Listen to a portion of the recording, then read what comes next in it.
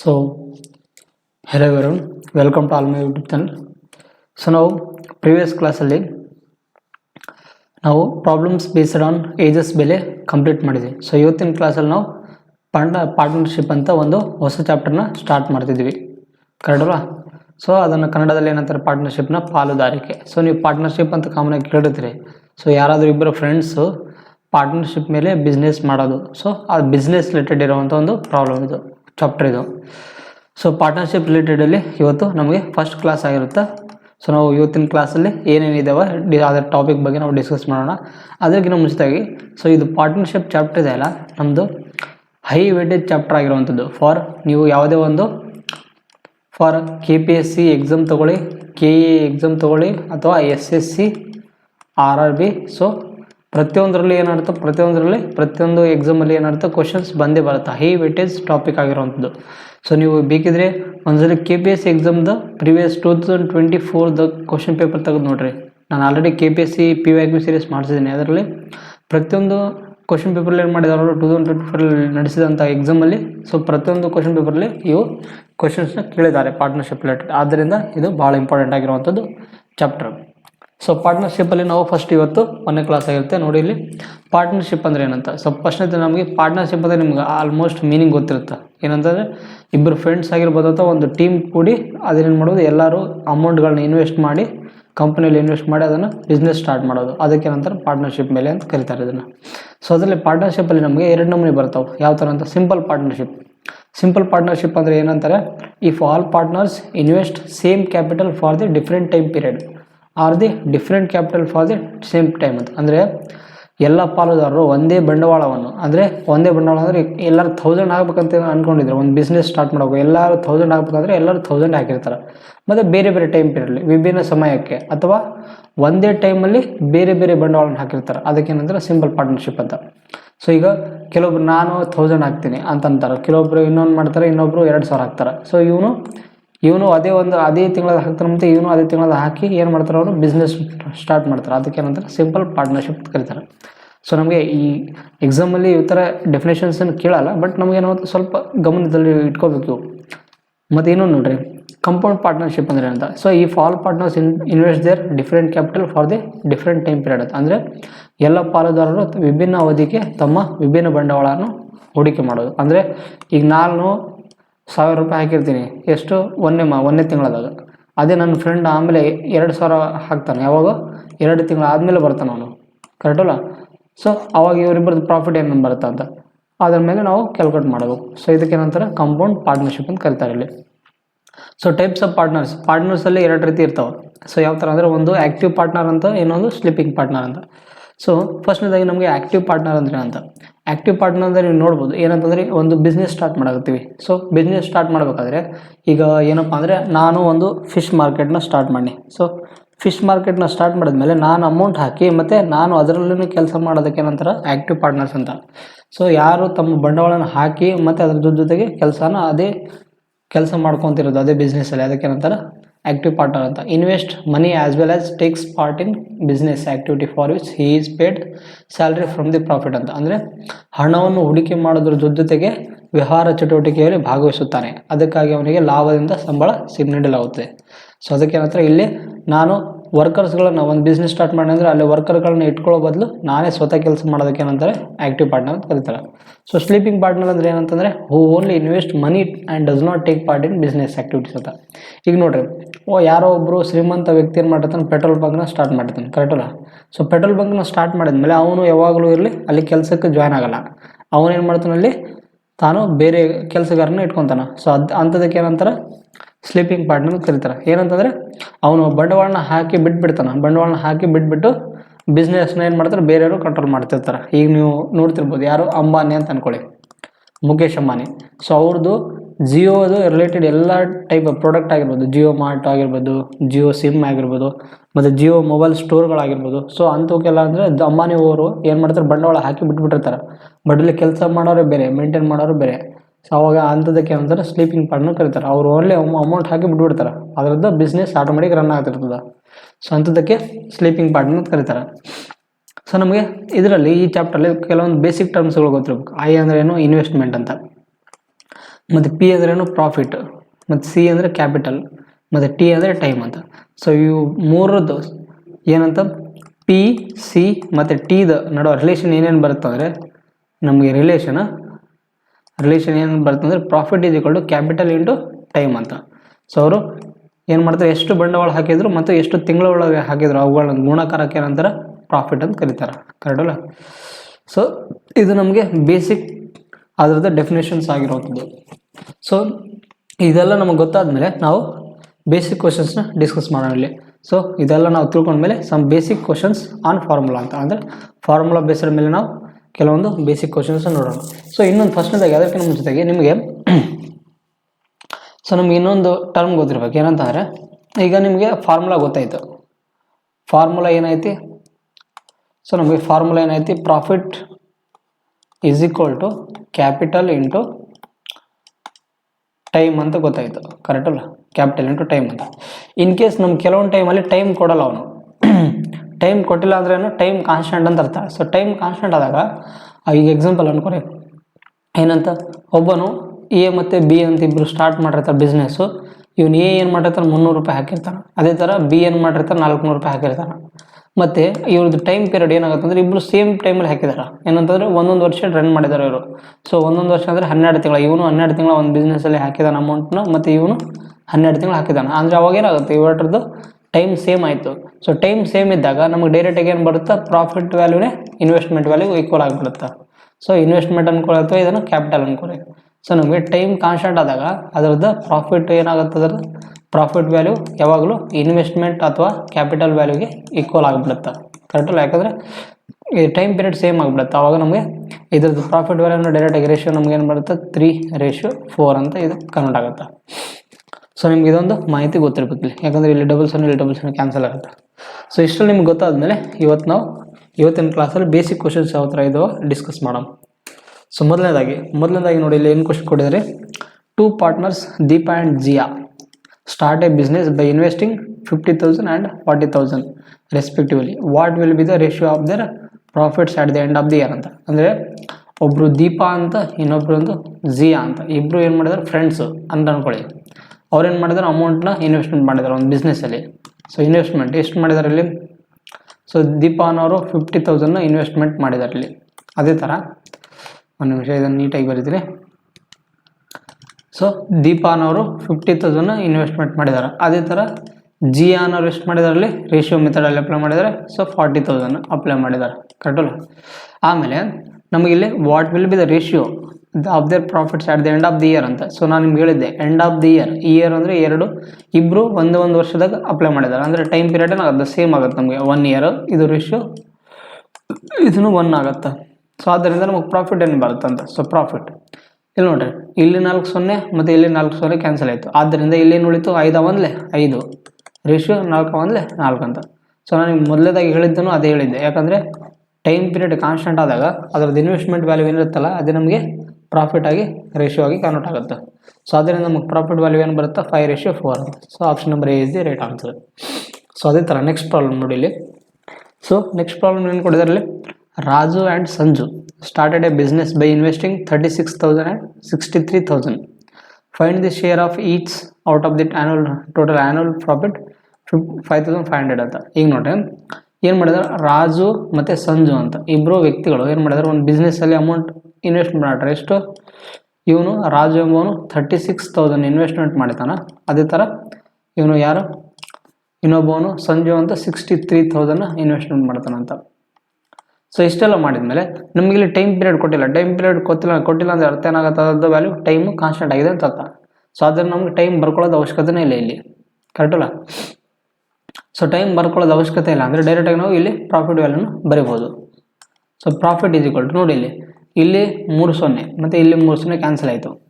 ಬೇಕಿದ್ರೆ ಇದನ್ನು ನೀವು ಇನ್ನೊಂದು ಲೈನ್ನ ಬರೆದು ಬಿಡ್ತೀನಿ ನಾನು, ಇಲ್ಲಿ ಕಡತ ಹೊಡೆದ್ಮೇಲೆ ನಮಗೆ ಏನೇನು ಇನ್ವೆಸ್ಟ್ಮೆಂಟ್ ರೇಷಿಯೋ ಬರುತ್ತಂತ. ಸೊ ನಮಗೆ ಆವಾಗ ಇಲ್ಲೇನಾಗುತ್ತೆ, ನಮಗೆ ಇನ್ವೆಸ್ಟ್ಮೆಂಟ್ ಇದ್ಕೊಂಡು ನೋಡ್ರಿ ಇಲ್ಲಿ ಕಡತ ಹೊಡೆದಾಗ ನಮ್ಗೆ ಏನು ಸಿಗುತ್ತಾ, 9 4 36 ಕರೆಕ್ಟಲ್ಲ, ಮತ್ತು 9 7 63. ನಮಗೆ ಇನ್ವೆಸ್ಟ್ಮೆಂಟ್ ರೇಷಿಯೋ ಏನು ಬಂತು, 4:7 ಬಂತು. ಕರೆಕ್ಟಲ್ಲ? ಸೊ ನಮಗೆ ಟೈಮ್ ಪೀರಿಯಡ್ ಕಾನ್ಸ್ಟೆಂಟ್ ಕೊಟ್ಟಾಗ ಅದೇ ವ್ಯಾಲ್ಯೂ ಏನಾಗುತ್ತೆ, ನಮಗೆ ಪ್ರಾಫಿಟ್ ವ್ಯಾಲ್ಯೂ ಆಗಿ ಕನ್ವರ್ಟ್ ಆಗುತ್ತೆ ಅಂತ ನಿಮ್ಗೆ ಹೇಳಿದ್ದೆ ನಾನು. ಸೊ 4:7 ಪ್ರಾಫಿಟ್ ವ್ಯಾಲ್ಯೂ 4:7 ಬಂತು. ಈಗ ನಮಗೆ ಟೋಟಲ್ ಪ್ರಾಫಿಟ್ ಕೊಡೋದು, ಟೋಟಲ್ ಪ್ರಾಫಿಟ್ ಎಷ್ಟು 5500 ಅಂತ. ಆದ್ದರಿಂದ ಈ ಪ್ರಾಫಿಟ್ ವ್ಯಾಲ್ಯೂಗಳು ಕೂಡಿಸಿದಾಗ ನಮ್ಗೆ ಏನಾಗುತ್ತೆ 11 ಆಗುತ್ತೆ. ಸೊ 11ರ ವ್ಯಾಲ್ಯೂ ನಮಗೆ 11ರದ ವ್ಯಾಲ್ಯೂ ನಮಗೆ 5500 ಕೊಟ್ಟಾಗ ಅದರಿಂದ 11 ಒಂದಲೇ 11 ಇಲ್ಲೇ. ಸೊ 1ರ ವ್ಯಾಲ್ಯೂ ಎಷ್ಟು ಬರುತ್ತೆ ನಮಗೆ 500 ಬರುತ್ತೆ. 500 ಬಂದಾಗ ನಮಗೆ ರಾಜುದ ಪ್ರಾಫಿಟ್ ಎಷ್ಟು ಬರುತ್ತೆ. ಸೊ ರಾಜುದ ಪ್ರಾಫಿಟ್ ಕಂಡುಹಿಡ್ಬೇಕಂದ್ರೆ ನಾವು ಮಾಡಬೇಕು 4 × 500 ಗುಣಾಕಾರ ಮಾಡಬೇಕು. ಅದೇ ಥರ ಸಂಜುದ ಪ್ರಾಫಿಟ್ ಕಂಡುಹಿಡ್ಬೇಕಂದ್ರೆ 7 × 500 ಗುಣಾಕಾರ ಮಾಡಬೇಕು. ಸೊ ಅದರಿಂದ 4 × 5 20. ಸೊ 2000 ಇದು ರಾಜುದು. ಮತ್ತು ಸಂಜು ಪ್ರಾಫಿಟ್ ಬೇಕಂದರೆ 7 × 5 35, 3500 ಅಂತ. ಸೊ ಇಷ್ಟು ಆನ್ಸರ್ ಬರುತ್ತೆ ನಮಗೆ. ಸೊ ಯಾವ ಆಪ್ಷನಲ್ಲಿ ಬರುತ್ತೆ 2000 ಮತ್ತು 3500, 3500 ಆಪ್ಷನ್ ನಂಬರ್ ಎ ಇದೆ ರೈಟ್ ಆನ್ಸರ್ ಆಗಿರುವಂಥದ್ದು. ಸೊ ನೆಕ್ಸ್ಟ್ ಪ್ರಾಬ್ಲಮ್ ನೋಡಿ ಇಲ್ಲಿ. So ABC started a business by investing amount of 13,750, 16,250 and 18,750 respectively. If B share in the profit is 5,200, what is the difference in the profit earned by the ABC ಅಂತ. So ನಾನು ಮೊದಲದಾಗಿ ಹೇಳಿದ್ದೆ. So ಇಲ್ಲಿ time ನಮ್ಗೆ ಕೊಟ್ಟೇ ಇಲ್ಲ ಅಂದರೆ ಏನಾಗುತ್ತೆ, time constant ಆಗಿಬಿಡುತ್ತೆ. ಸೊ ಟೈಮ್ ಕಾನ್ಸ್ಟೆಂಟ್ ಆದಾಗ ಏನಾಗುತ್ತೆ ನಮಗೆ ಪ್ರಾಫಿಟ್ ವ್ಯಾಲ್ಯೂನೇ ಇನ್ವೆಸ್ಟ್ಮೆಂಟ್ ವ್ಯಾಲ್ಯೂ ಆಗಿ ಕನ್ವರ್ಟ್ ಆಗುತ್ತೆ ಹೇಳಿದ್ದೆ. So profit is equal to investment ಆಗುತ್ತೆ, ಕರೆಕ್ಟಲ್ಲ. ಆದ್ದರಿಂದ ನಮ್ಗೆ ಅವ್ರು ಏನೇನು ಕೊಟ್ಟಿದ್ರೆ ಬರ್ಕೊಂಬಿಡಿ ಇಲ್ಲಿ. ಸೊ ಫಸ್ಟ್ನೇದಾಗಿ A ratio, B ratio, C.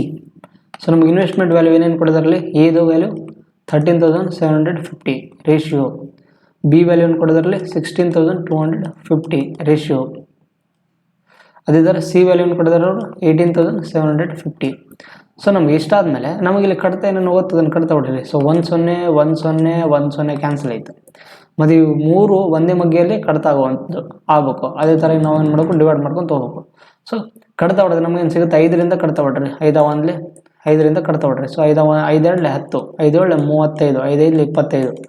ಮತ್ತು ನಮಗೇನು ಸಿಗುತ್ತೆ ಇಲ್ಲಿ ನೆಕ್ಸ್ಟು 5 3 15, 5 2 10, 5 5 25 ರೇಷಿಯೋ. ಇದೇನು ಸಿಗುತ್ತೆ 5 3 15, 15 ತೆಗೆದುಬಿಟ್ರೆ 37 ಆಯಿತು. 5 7 35, 5 5 25. ಸೊ ಮತ್ತೆ ಯಾವ ಮಗ್ಗಿಂದ ಕಡ್ತಾ ಹೋಗೋದು ಕಡ್ತಾ ಹೊಡ್ರಿ. ಸೊ 5 5 25, 5 5 25. ಮತ್ತು ಇದು 5 6 30, 5 5 25. ಮತ್ತು ಇದು 5 7 35, 5 5 25. ಸೊ ಇನ್ನು ನಮ್ಮ ಕಡ್ತಾ ಯಾವುದರಿಂದ ಹೋಗೋದು ಕಡ್ತಾ ಹೊಡ್ರಿ ಬೇಕಿದ್ರೆ. ಸೊ 5 11, 5 13 ಮತ್ತು 5 15. ಸೊ ನಮಗೆ ಈ ಥರ ಕಡ್ತಾ ಇತ್ತು. ಸೊ ನಮಗೆ ಟೋಟಲ್ ಪ್ರಾಫಿಟ್ ವ್ಯಾಲ್ಯೂ ಬಂತು. ಸೊ ಪ್ರಾಫಿಟ್ ವ್ಯಾಲ್ಯೂ ಏನು ಬಂತು ನಮಗೆ 11, 13, 15 ಬಂತು. ಸೊ ನಾನು ನಿಮ್ಗೆ ಹೇಳಿದ ಪ್ರಕಾರ ಪ್ರಶ್ನೆದಾಗಿ ನಮಗೆ ಟೈಮ್ ಕಾನ್ಸ್ಟೆಂಟ್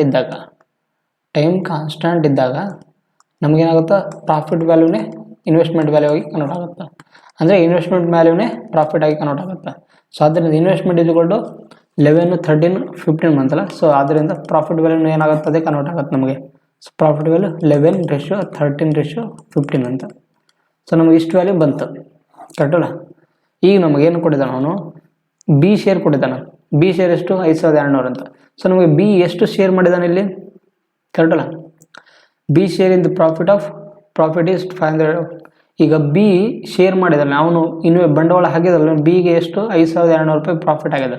ಸೊ ಬಿದು ಎಷ್ಟು ಪ್ರಾಫಿಟ್ ಇಲ್ಲಿ ಬಂದೈತಿ 13 ಬಂದೈತಿ. ಸೊ ಆದ್ದರಿಂದ ನಮಗೇನು ಮಾಡ್ಬೇಕಂದ್ರೆ ದೇರ್ಫೋರ್ ಏನು ಮಾಡಬೇಕು 5200 ಇದೆಯಲ್ಲ ಅದು ಎದ್ರದ್ದು ವ್ಯಾಲ್ಯೂ ಬಿ ವ್ಯಾಲ್ಯೂ ಕರೆಕ್ಟಲ್ಲ. ಆದ್ದರಿಂದ ಇಂಟು ನಮಗೇನು ಕೇಳೋದ್ರಲ್ಲಿ what is the difference in the profit of A and C ಅಂತ.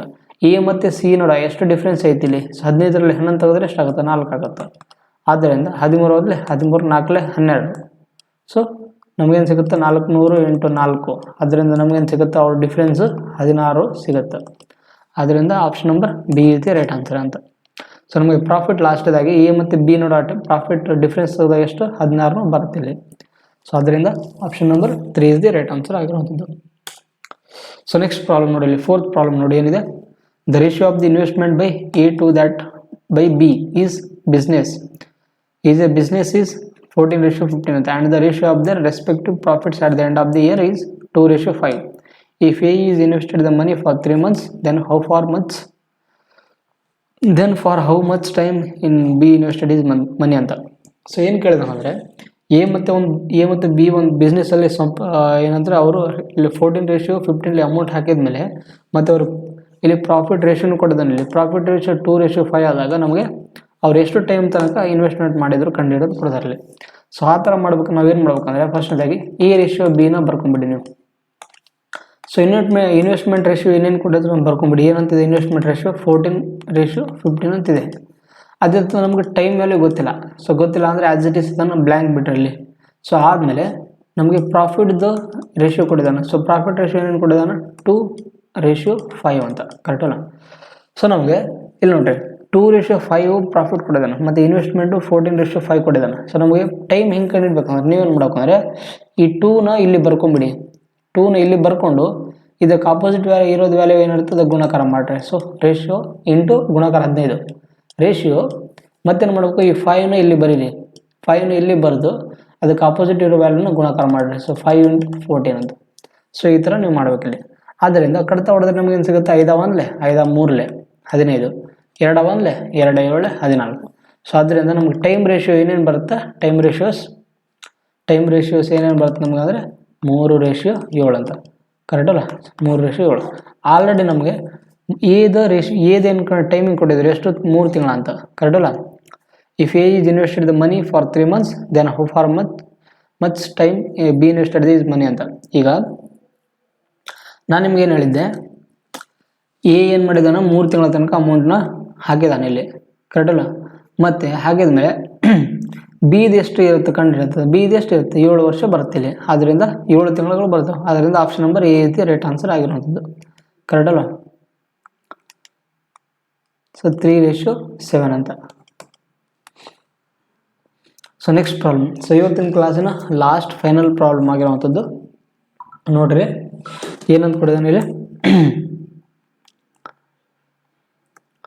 ಸೊ ಲಾಸ್ಟ್ ಪ್ರಾಬ್ಲಮ್ ಏನು ಕೊಟ್ಟಿದ್ದಾನೆ ಅಂದರೆ Sukanya and Chavi start a business. They invest 60,000 and 75,000 for 8 months and 12 months ಅಂತ. ಸೊ ಇದು ಯಾವ ಥರ ಆಗುತ್ತೆ ಅಂದರೆ ಕಂಪೌಂಡ್ ಪಾರ್ಟ್ನರ್ಶಿಪ್ ಟೈಪ್ ಆಗುತ್ತೆ. ಅಂದರೆ ಕಂಪೌಂಡ್ ಪಾರ್ಟ್ನರ್ಶಿಪ್ ಅಂತ ನಾನು ನಿಮ್ಗೆ ಹೇಳಿದ್ದೆ, ಬೇರೆ ಬೇರೆ ಇನ್ವೆಸ್ಟ್ಮೆಂಟ್ ಮಾಡೋದು ಮತ್ತು ಬೇರೆ ಬೇರೆ ಟೈಮ್ಗಳಲ್ಲಿ ಇನ್ವೆಸ್ಟ್ಮೆಂಟ್ ಮಾಡೋದಕ್ಕೆ ಏನಂತಾರೆ, ಅದಕ್ಕೆ ಕಂಪೌಂಡ್ ಇನ್ವೆಸ್ಟ್ಮೆಂಟ್ ಅಂತ ಕರೀತಾರೆ, ಕಂಪೌಂಡ್ ಪಾರ್ಟ್ನರ್ಶಿಪ್ ಅಂತ. ಅದೇ ಥರ ಐತಿ ಇಲ್ಲಿ. ಸೊ ಇಲ್ಲಿ ಏನು ಮಾಡಿದ್ದಾರೆ ಇವರು, ಬೇರೆ ಬೇರೆ ಟೈಮಿಗಲ್ಲಿ ಬೇರೆ ಬೇರೆ ಅಮೌಂಟ್ ನಾವು ಇನ್ವೆಸ್ಟ್ಮೆಂಟ್ ಮಾಡಿದ ಮೇಲೆ how money % profit will Sukanya get at the end of the year ಅಂತ. 1 ವರ್ಷ ಆದಮೇಲೆ ಅವ್ರಿಗೆ ಎಷ್ಟು ಅಂದರೆ ಸುಕನ್ಯಾಗೆ ಎಷ್ಟು ಪ್ರಾಫಿಟ್ ಬರುತ್ತೆ ಕಂಡಿಡೋದು ಕೊಡೋದ್ರಲ್ಲಿ. ಸೊ ಈ ಥರ ಕಂಡಿಡ್ಬೇಕು ಏನು ಮಾಡ್ಬೇಕಂದ್ರೆ ಫಸ್ಟ್ನೇದಾಗಿ ನಾವು ಅವ್ರು ಏನೇನು ಕೊಡೋದು ಅದನ್ನು ಬರ್ಕೊಂಬಿಡಿ. ಸೊ ಸುಕನ್ಯಾ ಮತ್ತು ಚಾವಿದು ರೇಷಿಯೋ ಬರ್ಕೊಂಬಿಟ್ರಲ್ಲಿ. ಸೊ ಅವ್ರದ್ದು ಇನ್ವೆಸ್ಟ್ಮೆಂಟ್ ರೇಷಿಯೋ ಎಷ್ಟಿದೆ 60,000 ಇನ್ವೆಸ್ಟ್ಮೆಂಟ್ ಸುಕನ್ಯಾದು. ಅದೇ ಥರ ಚಾವಿದು ಎಷ್ಟಿದೆ 75,000. ಮತ್ತು ಅವ್ರದ್ದು ಟೈಮ್ ಪೀರಿಯಡ್ ಏನಿದೆ ಸುಕನ್ಯಾದು 8 month ಇದೆ. ಅದೇ ಥರ ಚಾವಿದು ಟೈಮ್ ಪೀರಿಯಡ್ ಎಷ್ಟಿದೆ 12 month ಇದೆ, ಕರೆಕ್ಟಲ್ಲ. ಸೊ ಇಷ್ಟಾದ್ಮೇಲೆ ನಮಗೆ ಏನು ಮಾಡ್ಬೇಕು ಅಂದರೆ ಈಗ ನಮಗೆ ರೇಷಿಯೋ ತೆಗಿಬೇಕು ಇಲ್ಲಿ. ಸೊ ಇಲ್ಲಿ 3 0 ಮತ್ತು ಇಲ್ಲಿ 3 0 ಕ್ಯಾನ್ಸಲ್. ಮತ್ತು ಇದು 14 4 60, 15 75, ಕರೆಕ್ಟಲ್ಲ. ಸೊ 4 2 8, 4 3 12. ಸೊ ನಮಗೇನೇನು ಉಳಿದಿದೆ ಅದನ್ನು ಗುಣಾಕಾರ ಮಾಡಿ ಪ್ರಾಫಿಟ್ ವ್ಯಾಲ್ಯೂ ಬರೆದು ಬಿಡಬೇಕು, ಕರೆಕ್ಟಲ್ಲ. ಮತ್ತು ಏನೇನು ಕಡ್ತಾ ಹೋಗಲ್ಲ ಅಂದರೆ as it is 4 2 4 8 ratio 5 3 15. So ನಮಗೆ ಪ್ರಾಫಿಟ್ ವ್ಯಾಲ್ಯೂ ಬಂತು. ಈಗ ನಮಗೆ ಟೋಟಲ್ ಪ್ರಾಫಿಟ್ ವ್ಯಾಲ್ಯೂ ಎಷ್ಟೈತಲ್ಲಿ, ಟೋಟಲ್ ಪ್ರಾಫಿಟ್ ಅಂದರೆ ಏನು ಮಾಡ್ಬೇಕು ನಾವು ಪ್ಲಸ್ ಮಾಡಬೇಕು, 8 + 15 ಕೂಡಿಸ್ಬೇಕು. ಸೊ ನಮಗೆ ಟೋಟಲ್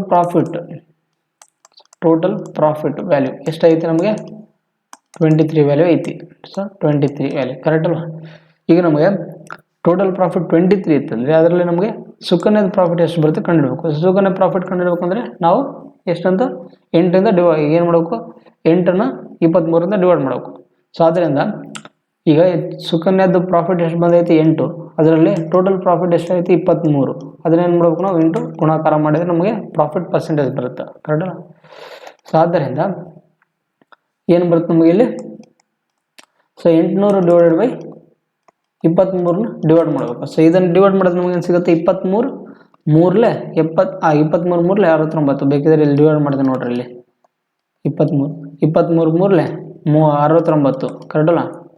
ಮತ್ತು ಇದನ್ನು ಮೈನಸ್ ಮಾಡಿ 10ರಲ್ಲಿ 9 ತೆಗೆದ್ರೆ 1, ಮತ್ತು 7ರಲ್ಲಿ 6 ತೆಗೆದ್ರೆ 1 0. ಸೊ ಮತ್ತು 23 4 ಎಷ್ಟಾಗುತ್ತೆ 92 ಆಗುತ್ತೆ, ಕರೆಕ್ಟಲ್ಲ. ಆದ್ದರಿಂದ ಇದು 34 ವ್ಯಾಲ್ಯೂ ಬರುತ್ತೆ, ಸಮಥಿಂಗ್ ವ್ಯಾಲ್ಯೂ. ಸೊ ಅದು ನಿಯರ್ಲಿ ವ್ಯಾಲ್ಯೂ ಏನು ಬರುತ್ತೆ ನಮಗೆ, ನಿಯರ್ಲಿ ವ್ಯಾಲ್ಯೂ 35% ಬರುತ್ತೆ. ಸೊ ಆಪ್ಷನ್ ನಂಬರ್ ಯಾವುದಾಗಿರ್ತದೆ, option number D is the right answer ಆಗಿರೋವಂಥದ್ದು, ಅರ್ಥ ಆಯ್ತಲ್ಲ. ಸೊ ನಮಗೆ ಚಾವಿದಲ್ಲ ಸುಕನ್ಯಾದ ಪ್ರಾಫಿಟ್ ಪರ್ಸೆಂಟೇಜ್ ಎಷ್ಟು ಬರುತ್ತೆ ನಮಗೆ 35% ಬರುತ್ತೆ. ಸೊ ನಮಗೆ ಇಷ್ಟು ಇವತ್ತಿನ ಕ್ಲಾಸಲ್ಲಿ ಬೇಸಿಕ್ ಕಾನ್ಸೆಪ್ಟ್ಗಳನ್ನು ನಾವು ಕ್ಲಿಯರ್ ಮಾಡಿದ್ವಿ. ಸೊ ನಾವು ಇವತ್ತಿನ ಕ್ಲಾಸಲ್ಲಿ ಏನೇನು ಮಾಡಿದ್ವಿ ಅಂದರೆ ಫಸ್ಟ್ನೇದಾಗಿ ಪಾರ್ಟ್ನರ್ಶಿಪ್ ಅಂದರೆ ಏನು ಅರ್ಥ ಮಾಡ್ಕೊಂಡ್ವಿ, ಮತ್ತು ಪಾರ್ಟ್ನರ್ಶಿಪ್ಪಲ್ಲಿ ಯಾವ ಥರ ಇರ್ತವೆ ಅರ್ಥ ಮಾಡ್ಕೊಂಡ್ವಿ, ಮತ್ತು ಟೈಪ್ ಆಫ್ ಪಾರ್ಟ್ನರ್ಸ್ ಯಾರ್ಯಾರು ಅಂತ ಅರ್ಥ ಮಾಡ್ಕೊಂಡ್ವಿ, ಮತ್ತು ಅದರ ರಿಲೇಟೆಡ್ ಬೇಸಿಕ್ ಕ್ವಶನ್ಸ್ನ ಸಾಲ್ವ್ ಮಾಡಿದ್ವಿ. ಸೊ ಇಷ್ಟು ಇವತ್ತಿನ ಕ್ಲಾಸಲ್ಲಿ ಆಗುತ್ತಂತು. ಸೊ ನಾವು ಇನ್ನು ಐ ಥಿಂಕ್ ಪಾರ್ಟ್ನರ್ಶಿಪ್ ಏನು ದೊಡ್ಡ ಚಾಪ್ಟರ್ ಅಲ್ಲ. ಸೊ ನಾನು ಮನ್ಸು ಮಾಡಿದರೆ ಅದನ್ನು ಒಂದು ದಿನದಲ್ಲಿ ಕಂಪ್ಲೀಟ್ ಮಾಡ್ಬೋದು, ಬಟ್ ವಿಡಿಯೋ ಲಾಂಗ್ ಆಗುತ್ತೆ ಅನ್ಸೋವಾಗಿ ನಾನು ಮಾಡ್ತಿಲ್ಲ. ಸೊ ಇನ್ನೊಂದು ಐ ಥಿಂಕ್ 2 ಕ್ಲಾಸಲ್ಲಿ ಏನಾಗುತ್ತೆ ಪಾರ್ಟ್ನರ್ಶಿಪ್ ಚಾಪ್ಟರ್ ಕಂಪ್ಲೀಟ್ ಆಗುತ್ತೆ. ಸೊ ಇವತ್ತಿನ ಕ್ಲಾಸ್ ನಿಮಗೆ ಅರ್ಥ ಆಗಿದೆ ಅಂತ ಅನ್ಕೋತೀನಿ. ಇನ್ ಕೇಸ್ ಯಾರಿಗಾದ್ರೂ ಡೌಟ್ಸ್ ಇದ್ದರೆ ನೀವು ದಯವಿಟ್ಟು ಕಾಮೆಂಟ್ ಬಾಕ್ಸಲ್ಲಿ ಕೇಳಿ, ಬೇಕಿದ್ರೆ ನಾನು ನೆಕ್ಸ್ಟ್ ಕ್ಲಾಸ್ನ ಎಕ್ಸ್ಪ್ಲೇನ್ ಮಾಡ್ತೀನಿ. ಹಾಗೆ ನಿಮ್ಗೆ ಏನಾದರೂ ಸಜೆಷನ್ಸ್ ಇದ್ದರೂ ಕೂಡ ನೀವು ಕಾಮೆಂಟ್ ಬಾಕ್ಸಲ್ಲಿ ಕೇಳ್ಬೋದು, ಮತ್ತು ನೆಕ್ಸ್ಟ್ ವಿಡಿಯೋ ಯಾವ್ದು ಬೇಕಂತಲೂ ನೀವು ಆ ಥರನೂ ಕಮೆಂಟ್ ಮಾಡ್ಬೋದು. ಆ್ಯಂಡ್ ಇನ್ನೊಂದೇನೆಂದರೆ ನಿಮಗೆ ಈ ಕ್ಲಾಸ್ಗಳು ಇಷ್ಟ ಆಗ್ತಿದ್ರೆ, ಸೊ ನಿಮ್ಗೆ ಅರ್ಥ ಆಗ್ತಿದ್ರೆ ದಯವಿಟ್ಟು ನಿಮ್ಮ ಫ್ರೆಂಡ್ಸ್ ಗ್ರೂಪ್ಗೆ ಶೇರ್ ಮಾಡಿ, ಮತ್ತು ಲೈಕ್ ಮಾಡಿ, ಕಾಮೆಂಟ್ ಮಾಡಿ. ಆ್ಯಂಡ್ ಇದರ PDF ನೋಟ್ಸ್ ಬಂದುಬಿಟ್ಟು ನಾನು ನನ್ನ ಟೆಲಿಗ್ರಾಮ್ ಚಾನಲಲ್ಲಿ ಹಾಕಿರ್ತೇನೆ, ಅಲ್ಲಿ ಹೋಗಿ ನೀವು ಕ್ಲಾಸ್ ನೋಟ್ಸನ್ನು ಡೌನ್ಲೋಡ್ ಮಾಡ್ಕೋಬೋದು. ಅರ್ಥ ಆಯ್ತಲ್ಲ? ಇಷ್ಟು ಹೇಳಿ ನಾನು ಕ್ಲಾಸ್ ಮುಗಿಸ್ತೇನೆ. Thank you every one.